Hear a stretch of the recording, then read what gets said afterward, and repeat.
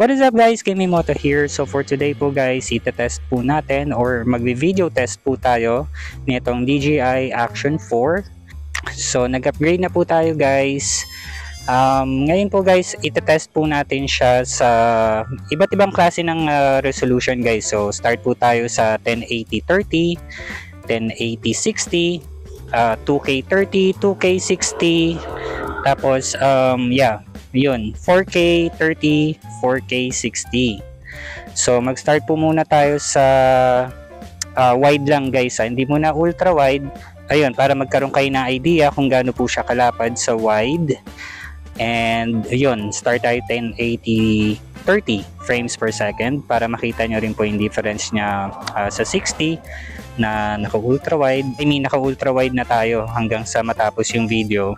So gusto ko lang din mag-gauge guys kung bagay ba siya sa wide lang, hindi yung ultra wide. Kasi sa totoo lang guys, hindi po ako fan ng alam niyo na, fisheye effect. Pero tingnan natin kung ano yung mas magmumukhang maganda, dun tayo. Okay, pero so for now, simulan na po natin yung video and pasok natin intro.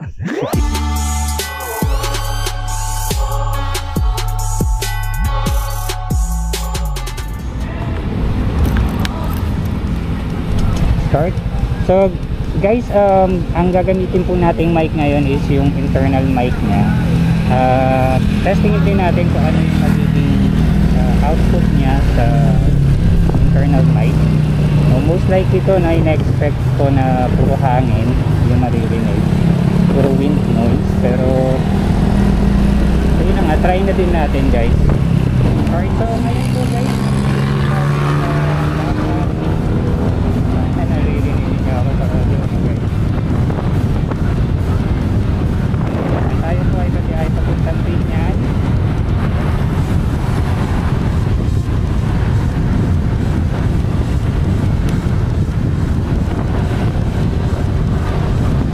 Perpetual Binyan po ang punta natin guys. Lahat no, feeling ko talaga sobrang puro wind noise yung maririnig natin.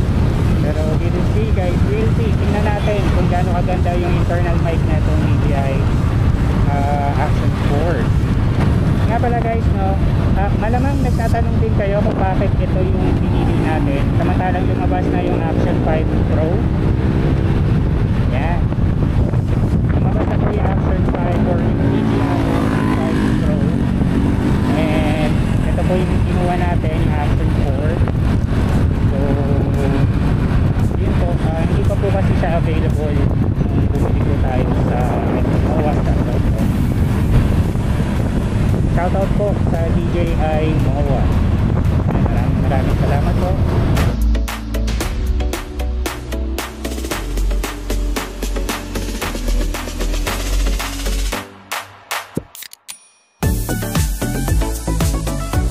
So mamaya po guys, pagdating po natin sa Daang Reyna, magsiswitch na po tayo sa 1080-60.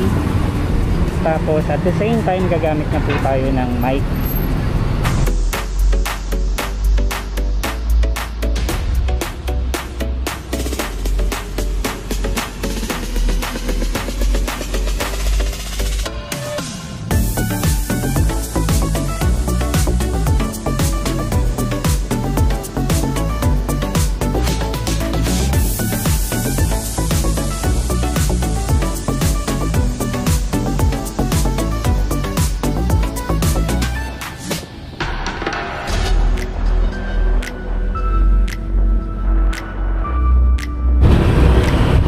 Alright, so tapos na po tayo sa 1080-30 frames per second na naka-wide.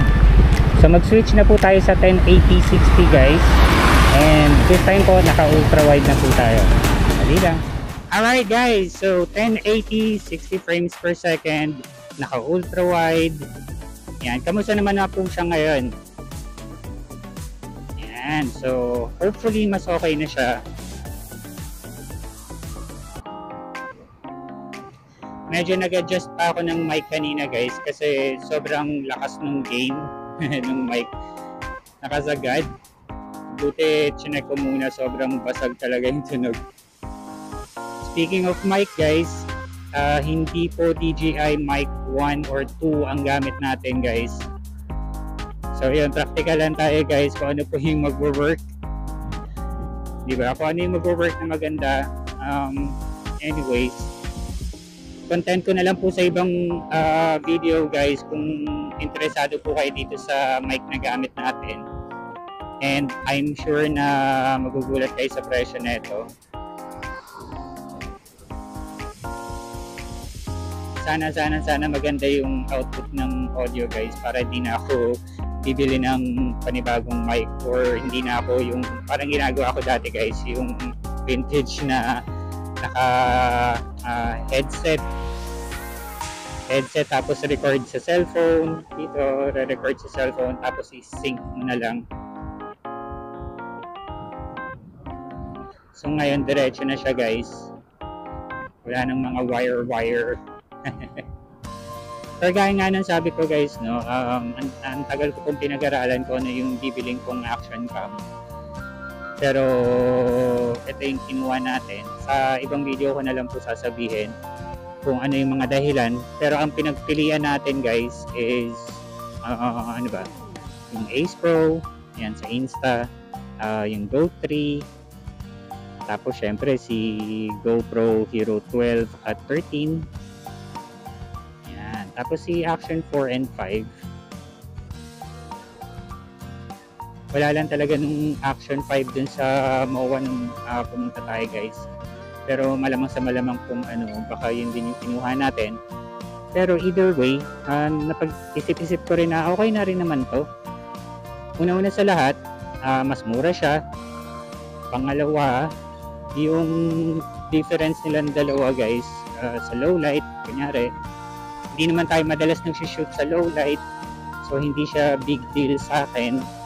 And kailangan pa siguro na magkaroon ng firmware upgrade pagdating po sa Action 5 Pro, which I'm sure naman na maayos ng DJI yun.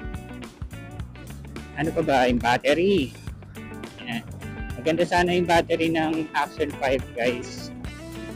Pero naisip ko rin na okay na din kasi bibili rin naman ako ng spare pagdating ng araw.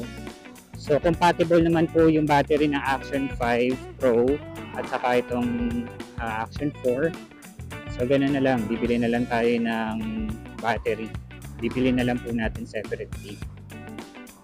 So kamusta naman po? 1080-60 na naka ultra wide.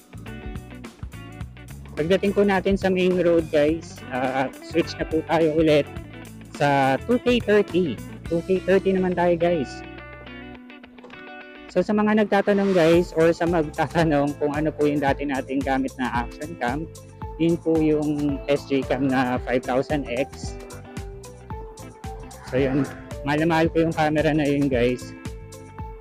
Hindi lang siya ganun ka-wide pero hindi naman siya big deal sa akin since hindi nga ako fan ng mga fisheye effect.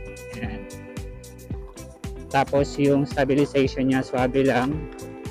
Ayoko naman masyadong lumulutang yung video mo guys. Kaya nga siya action cam guys eh. Diba? Gusto ko ng konting alog or uga sa videos. Madalas ko lang talagang problema dun kasi is yung battery. Saka yung pag-charge ng battery. Yung madalas kong problema dun. Pero mahal na mahal ko yung gagamitin ko yun bilang secondary camera natin. Matarik. Lateral property. Matarik. Sa biyahe po natin guys, papunta po ng Perpetual Binyang or Binyan. Yan, may mga kailangan po akong kunin na dokumento doon.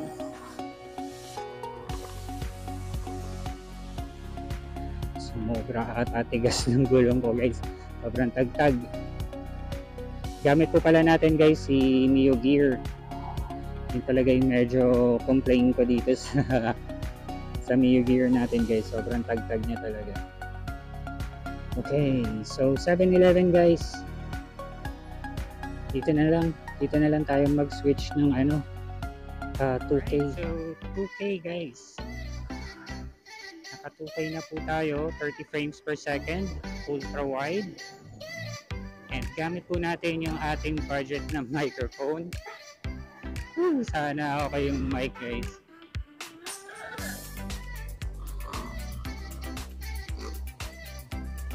Madali si Kuya. Walang helmet. Tapos after naman po ng 2K natin, 2K30 natin, guys. Magpapalit na po tayo ng battery, guys. Ang cute. Ang cute. Kulay pink. Pink.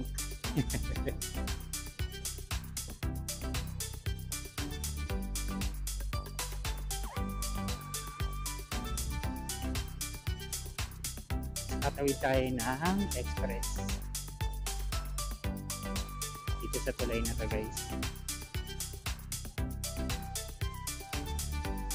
Ang labas natin dito, guys, San Pedro na po.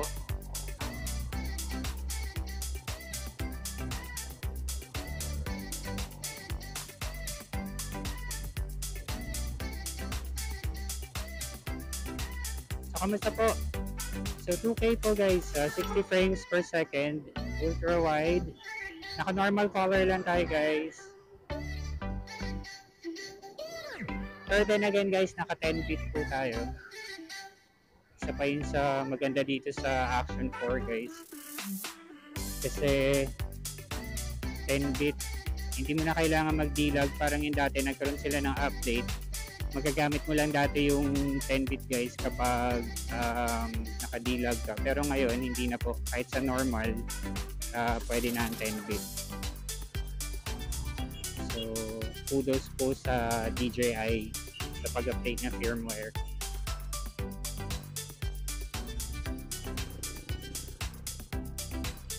Sa pag guys, maganda talaga dito sa Action 4, guys, yung thermal sensor niya. Ang tendency kasi sa ibang action cam, may tendency na magiging parang sobrang exposed ng videos, lalo na yung mga yung sa lighting, yan. Minsan yung ulap, yan, nagiging puro puti na lang.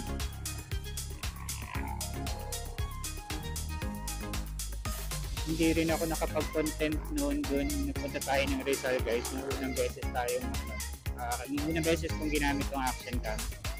Kasi bukod sa mali na nga yung memory card na gamit natin, guys, yung sa drone naman natin, hindi rin natin na-test kasi nag-uulan. Pag-aralan muna natin, pag-practicean muna natin si drone. Hindi ko muna sasabihin kung ano, siguro may overlay ako kanina ng drone. Ayun. Yun na yun. So, nasa main road na tayo, guys. Hanap tayo ng may tutukan. Mamaya pa uwi, guys. Doon na lang po tayo mag-4K 30 at mag-4K 60. Sa ngayon po, guys, hanap ako na mapapalitan ng battery. Malilim-lilim naman, guys. Tirik na tirik yung araw, ang init. Dito, Petron, pwede na dito. Sandali lang, guys.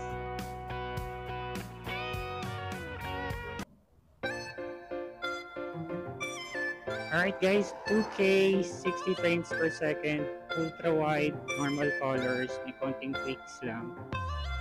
So, yan. Kamusta naman po si 2K 60 frames per second? Nasa ano pala tayo, guys, sa San Pedro. San Pedro, yes. San Pedro pa rin to, guys. Malapit na tayo sa Pasita. Yan. So, technically, medyo malapit-lapit na tayo, no? Maya-mayang konti, binyan na tayo. Yan. Pasita. Pasita Complex, guys.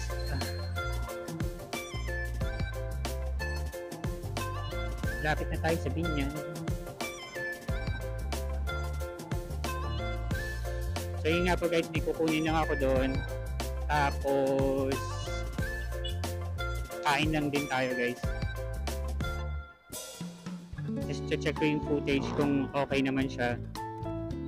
lalo na yung audio. Pero sa bagay kung hindi niyo naririnig yung audio na to guys, ibig sabihin pangit yung audio. So maglalagay na lang ako ng pangalan nito, captions. Yan. Saka isa pa guys, kung gusto niyo balik-balikan yung mga iba't ibang resolution, lalagyan ko na lang po ng timestamp sa description para hindi kayo usog. Gets nyo? So lalagyan ko po ng timestamps sa description para pindutin nyo na lang kung gusto nyo ng 1080 3K 1080. So hanapin nyo na lang kung ano yung gusto nyong resolution. Lipat-lipat na lang kayo 1080 30, 1080 60, 2K 30 60. Check nyo na lang din po yung description. At syempre, kung bago lang po kayo sa channel ko guys, please like and subscribe. Ang mura ng gusto dito. Yes, pa-like and subscribe na lang po. Kung nakatulong po, pa-share na lang din. No? Isa po sa gustong-gusto ko dito sa Action 4 guys. Yun nga, yung sinabi ko kanina sa charging. Si GoPro kasi guys, ang bagal ng charging niya. Kahit tatlo pa yung battery yung dala mo, ang bagal ng charging niya. So, hindi ko na babanggitin yung tendency na may overheating issues. Ayoko na po sumugal sa ganon. So, ito guys, yung Action 4, may yun nga, yung Adventure Combo. May kasama na po siyang tatlong battery. And yung battery makunat guys. So, depende sa resolution na gagamitin ninyo. Pero kanina, okay naman. Pero either way no guys, yun nga yung maganda dito. Sobrang fast charging nung charger niya. So, tatlo kagad sabay-sabay, malalagay mo yung battery. And kung i-charge mo siya, 20 minutes lang guys, may 80% ka na kagad. Diba para ka lang, kunyari, nag-ride ka tapos mag-stop over ka lang, yung ganyan. Charge mo muna sa power bank mo. Normally, pag nag-stop over kami ni Mrs. yung kakain, mga 30 minutes siguro, diba? 30 minutes pataas. So, imagine nyo yun, kung ganun, para lang kayo nag-stop over, kumain, nag-charge ng gadget. Pagtapos nyo kumain, more than 80% na yung battery mo kung abot kayo 30 minutes pataas sa pagkain, diba? Galing. Galing talaga. Laking tulong.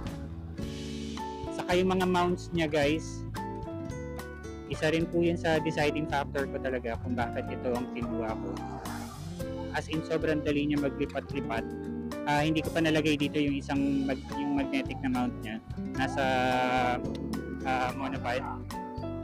Pero mamaya ilalagay ko guys kasi na-try din natin na nakaharap yung camera sa atin mamaya. Kailangan ko siya talaga makita guys. Kailangan matest ko na siya lahat guys no kasi sa Saturday, September 28, birthday po ni Missy. So hindi ko pa alam kung anong mangyayari, kung lalabas ba kami, kakain, ride. Pero either way dapat ready na ako. Alam ko na yung tamang settings ko dito sa camera, yung tamang settings ko sa drone. So itong ginagawa kong testing guys, gusto ko rin siya talagang makita. Kasi first time ko siya makikita mamaya pag nag-edit na po ako. Sobrang exciting lang guys. Isipin nyo guys, for the longest time, ang gamit ko pong action cam ay yung SJ Cam 5000X. Pero meron din po tayong GoPro guys, yung Session 5. Pwede nyo rin pong panoorin, lagay ko na lang yung link. So hindi ko na po siya ginagamit guys kasi para sa akin parang collector's item siya. Ayan. Hindi ko na siya ginagamit. Pero yun na nga, imbis na masira ako siya, tatabi ko na lang siya. Tapos Insta360. Meron po akong Insta360 guys. Yun nga lang yung pinakamurang Insta360 siguro, no? Yung 360 camera na pinakamura. Nabili ko lang sa halagang 3K. Gawa po siya ng Insta. Siguro isa po siya sa mga pinakaunang labas nila. Kasi kinakabit pa sa cellphone. So para sa akin parang collector's item na rin yun. So kaya hindi ko na rin siya ginagamit masyado. Pero ginagamit ko pa rin siya paminsan-minsan. Tapos yung pinakauna kong action cam guys, yung binili ko sa Quiapo na tagsi 600. Pero nag-vlog na po tayo nun guys, no? Bago ko pa nabili yun. Nag-start talaga tayo. Cellphone lang ang gamit ko. Yan. Asus na Zenfone Max. Yan. Talaga naman, quad-core pa lang siya nun. Quad-core na cellphone. Yan. Yan pa yung ginagamit natin dati. Hanggang sa unti-unti na po tayo nag-upgrade over the years. So, syempre, halos lahat naman ng content natin guys for memories, for keeps talaga siya. So, kung mapapansin ninyo, yan, hindi naman malaki yung channel natin and I really don't mind kung mag-stay siya ng ganun. Kasi, yun nga, para sa akin, memories ko po yun. Memories ko ng pamilya namin pag namamasyal kami, and ganyan. Dito na po tayo sa perks. Pasilip ko sa inyo yung konting ng perks.